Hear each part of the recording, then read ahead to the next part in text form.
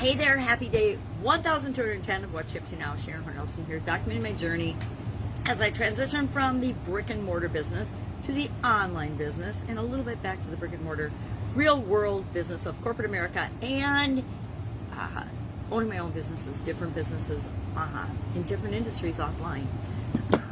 Been exclusively online since 2017 and now in 2020, 2021, moving a little bit back and crossing over. I like it, crossing over, because I think that anybody with an offline business should have an online presence. And frankly, everybody with an online business, online presence, ought to understand and dabble in offline real world. I call it real world businesses, because there's this whole interesting phenomenon that happens when you go online. And I didn't think it would be different, but it is actually very different. And I think that a lot of what happens in the digital online internet marketing world and the emphasis on marketing and sales is so strong that I think that a lot of new business owners, people that haven't had offline experience, focus so much on the marketing sales end that they really screw up, they really mess up when it comes to actually delivering a product or service that they say they're going to deliver. So one of my personal pet peeves. So I think that it's important to have components of both. I think you can take your digital creations, there's so many advantages to digital creation in the online world and the internet. I think COVID has proven that to a lot of us, that it's easy to just do that exclusively. And it affords us a lot of different things in our lifestyle. It is amazing to not have to go into the office every day. Now I'm sure I can hear the people screaming, "What are you talking about? COVID stinks. I haven't I gotta work from home with my kids." I understand all that, but there still are advantages. There are advantages not having to get dressed all the way, cleaned up, and going into the office. Now, if you're doing Zoom meetings and things like I do, I at least get my head and my top half dressed and fixed up and ready to go. Now, I may or may not still have my pajama bottoms on. You will never, ever know. I'd like to do a poll and guess in the comments below what percentage of the time I get 100% dressed and what percentage of the time I do my online things half dressed. That would be a fun one. And then I'd actually have to figure out how often I do one or the other. Some people always get 100% ready and dressed and in their professional mode before they start doing their online business, their internet business, their Zooms and things. Others, super duper casual. I think that one thing COVID has done, believe it or not, for everybody is made it possible that anybody, anywhere, for the most part, can create online, can create an online business, can do business globally from the comfort or the discomfort of their own home. I have a comfortable home, so I'm cool with it. A lot of people are not comfortable working from home. I know when I was raising my kids, when I had my family, I was working in corporate America. I was one of those moms. I needed to work. I needed to keep going. I was home with my kids a few times, in terms of blocks of time during those years, but very rarely. And as much as I absolutely positively adore my children and my grandchildren, I still need some grown-up stimulation and interaction and some activity. So we're all different. Some people, my youngest sister, best mom on the planet, and she thrives on being a mom and working from home. She does creative things and amazing things that I couldn't even do in my wildest dreams. They're so awesome. So each of us have to figure out what works for us. Well, our challenges today, remember, I've got this 365-day annual challenge that I do every year. This is year 4. And this year it is to do one thing every day that centers you or me. I do it with respect to me, and the people that participate with it with me, they're doing it to center themselves, to figure out what's important to them, what makes them tick, what is core and central to their being. Because when we know that, it's really sad. The vast majority of the people, I always used to think that everybody thought, and I think people think that, especially when we're young and immature, that everybody thinks the way we do. We expect everybody to see things and believe things, and as we get more mature, we realize absolutely positively not true. Everybody sees things, the same things we're looking at, this magnifying glass. If I asked 12 people or 12,000 people or 12 million people to describe this magnifying glass, we would get a whole lot of different descriptions. We would probably get 12 million different ways of describing this magnifying glass. So when we get to more subjective things such as beauty, wisdom, good and evil, everybody has their own definition of those terms. Everybody has their own experiences that have caused them to first understand those each thing that happens to them, each experience, and then those experiences filter through and color everything else that happens to us from the time we had that experience on. So we're all walking, experience collecting organisms, and as much as we don't think things affect us, a lot of times on a subconscious level, things are affecting us for our entire life or for decades that we don't even consciously understand or are aware of. So I like to do an annual challenge. This one's all about getting to know myself better, getting more centered, more focused on what is important to me and how am I going to make sure I'm creating that in my life at all times. So today was I would call it a meditation.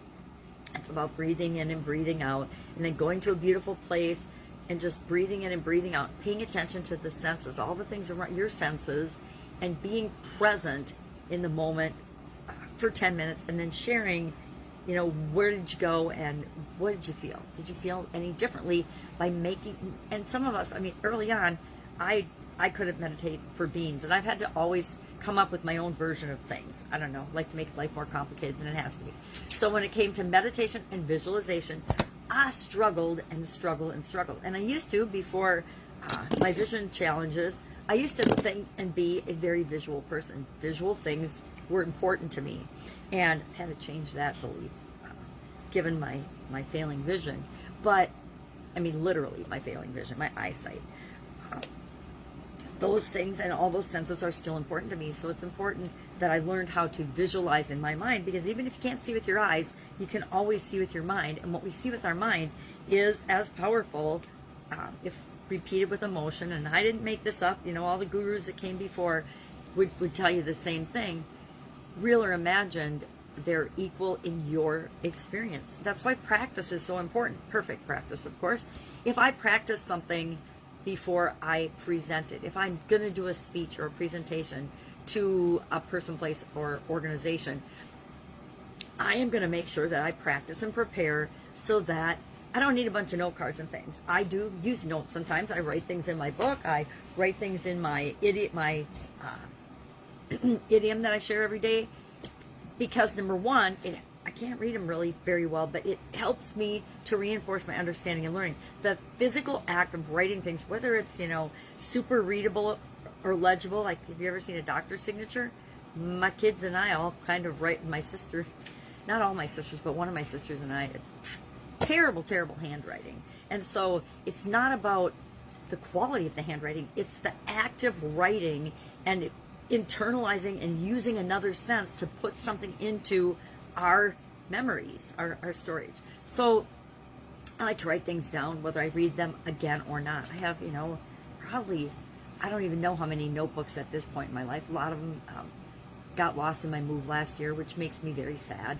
But I've never gone back and read any of them anyway, so I kind of laugh like, what difference does it make? But I think my life, if it's worth living, it's recording and learning lessons along the way from.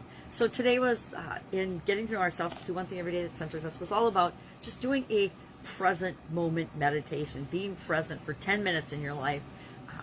If somebody would have told me I needed to meditate for 10 minutes every day when I was in my 30s, 40s, or even my 50s I started to, but in my 30s or 40s, I would have laughed hysterically, because I was running through my life. I barely had 2 seconds to sleep, much less 10 minutes to meditate or take care of myself. But times have changed. We need to change and evolve. When we know better, we can do better. So with respect to centering myself, I know it's something that I can definitely be better at. And so I wanted to spend this year concentrating and being better, being a better human being. Who doesn't want to be a better human being? I don't know. Maybe some people, but I don't know any. So that was our challenge, our 365-day challenge today. I got this mug from my mom. She got my sisters and I, all a mug with our first initial on it. And then she makes us take it home because she's already got a lot of stuff in her house. So she had them lined up on her counter when we went down to Texas a few weeks ago. And she was like, oh, make sure you take your cup home. And I'm like, I've been downsizing things, but it's still fun. I love it. So it matches my shirt today. So I thought I'm going to use my pretty cup today. I love my coffee's pretty cold at this point. So what was our idiom today? Our idiom today was up the top of one's head, or off the top of your head, which I have definitely used this expression a lot because I didn't talk about that today. I've used this expression a lot.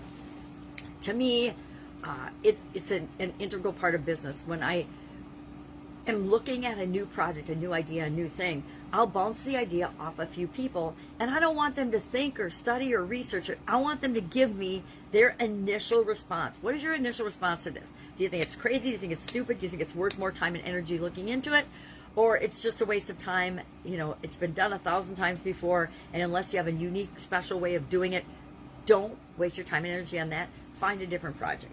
So I like people that will improvise and can respond based on their experiences off the top of their head and give me their gut instinct. It doesn't have to be, and some things I do that with, a lot of things I don't. A lot of things I am still very much a planner. I will admit that at this point, usually in the beginning, I am a huge researcher, planner, organizer, figure things out, put a systems and put processes and procedures in place to make the results I want automatic. I just do that automatically now. It's built into my being.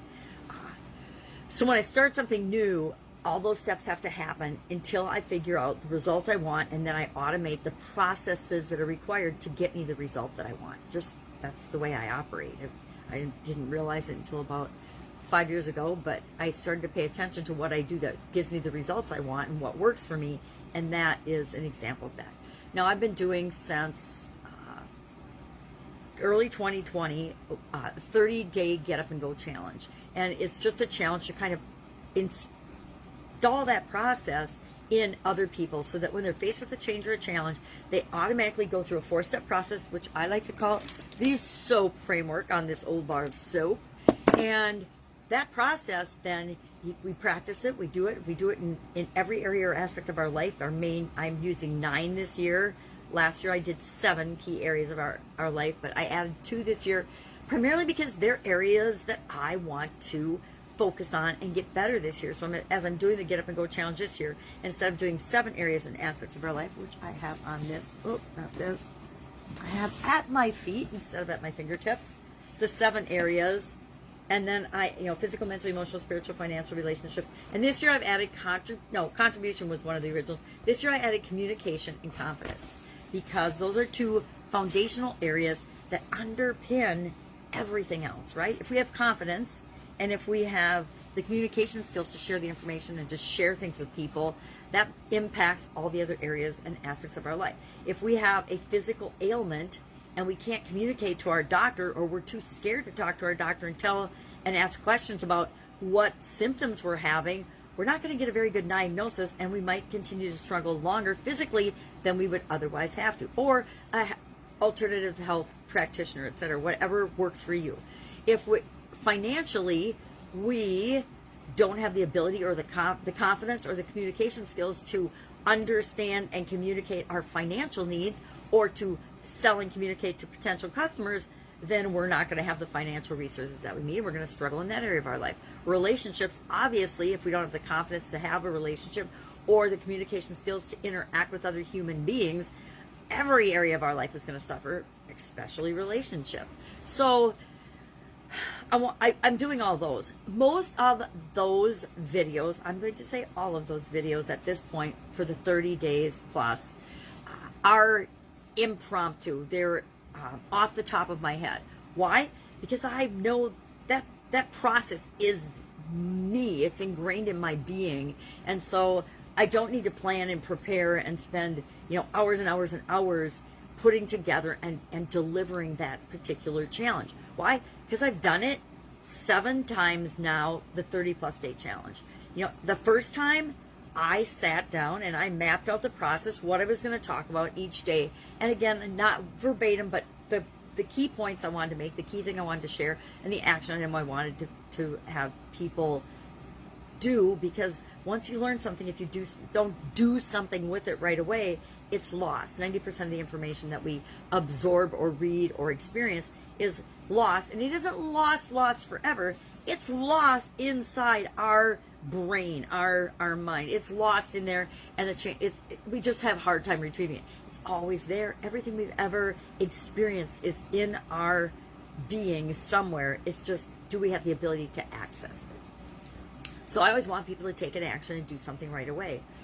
So I, the first time, mapped out what are the key points, what are the things we're going to talk about, what is the action item, and then later on, about the third or fourth challenge, I started to share tools and strategies and techniques, but mostly tools that I had used throughout my life and still use today to get a certain result, to dig deeper, to actually do and implement and learn and understand better each of the areas of the SOAP framework. And so then I added tools, and now I'm to the point where I can get a topic and automatically it goes back in my memory banks in my brain, and I can retrieve that information, and so I know what tool to use each day. So practice and familiarity with our topic and our experiences increase our confidence and our ability to communicate off the top of our head. Boy, that was a long way of describing that, wasn't it? So that was our expression today, and I used that all through my career, my life, corporate, all the way back to my newspaper editor days in high school. We'd brainstorm, and to me, brainstorming is a huge example of people being impromptu, extemporaneous. Love that word. I forgot about it until today when I started looking for this particular idiom. Extemporaneous speaking. We used to have to do in speech class extemporaneous speaking. Now in comedy they call that improv, but we would have to do that. You'd be given a topic and then you'd have to improvise and speak about that topic. That's what the idioms are to me. A lot of these idioms are a way for me to continue to increase my communication skills by getting a topic I know nothing about. A lot of these idioms I've never heard. Off the top of your head, absolutely positively heard and used this idiom, this expression throughout my life, and still continue to use it today. Hey, off the top of your head, what do you want for dinner? Off the top of your head, what do you think of these shoes? Off the top of your head, what do you think of this business idea, etc.?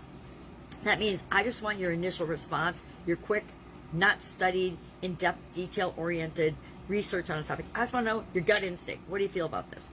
And if it's a go, we'll look into it further and then decide along the way if it's still a go. So those are our two big pieces of content today. Today, day of rest. It's Sunday, and I slept in. I've slept way in today because I was hanging out with my granddaughter last night, and she is in this habit of between 2:30 and 3 in the morning is when she chooses to go to sleep. Well, I'm normally a morning gal and want to be up like 4 or 5 o'clock in the morning, but not when I go to bed at 4 o'clock. I think I went to bed at 3:45 this morning, and I, in the olden days, thought I could get by on 3 or 4 hours of sleep. Probably wasn't very effective or functional, but I deluded myself into thinking that I was. Now I'm old enough to know better. Hey, if I don't get 6 to 7 or 8 hours of sleep, I just feel a little bit off my game. I don't always get it, but I strive to get a decent block of time of sleep. So that's it. I'm going to lay low today. We were hanging out with my aunts yesterday, and I did store an amazing book, The Familiar Quotations by, I don't even know who it's by John Bartlett. And this is actually the second version. The first version he did was in 1855. I doubt that he edited and redid this version. I think there were probably a whole team of people that did it. I love these book of quotes. I got this one from my Aunt Sharon and Uncle Bob, and the other one that I have like this is from my grandfather, my grandpa Hans Goldberg Horne, my dad's dad. And when he passed away, that he had I think he had 100,000 books or something. It was crazy. He had the whole basement of their house was a library, floor to ceiling bookshelves and books all over. It was crazy. It's like, you have the shows with the libraries, and I think of the library from, what was that show that was it Wizards? It wasn't Wizards. Anyway, it was some kind of magical show. Caught some of the episodes during the pandemic, and it reminds me of the library and that, where all the knowledge is stored in this magical place.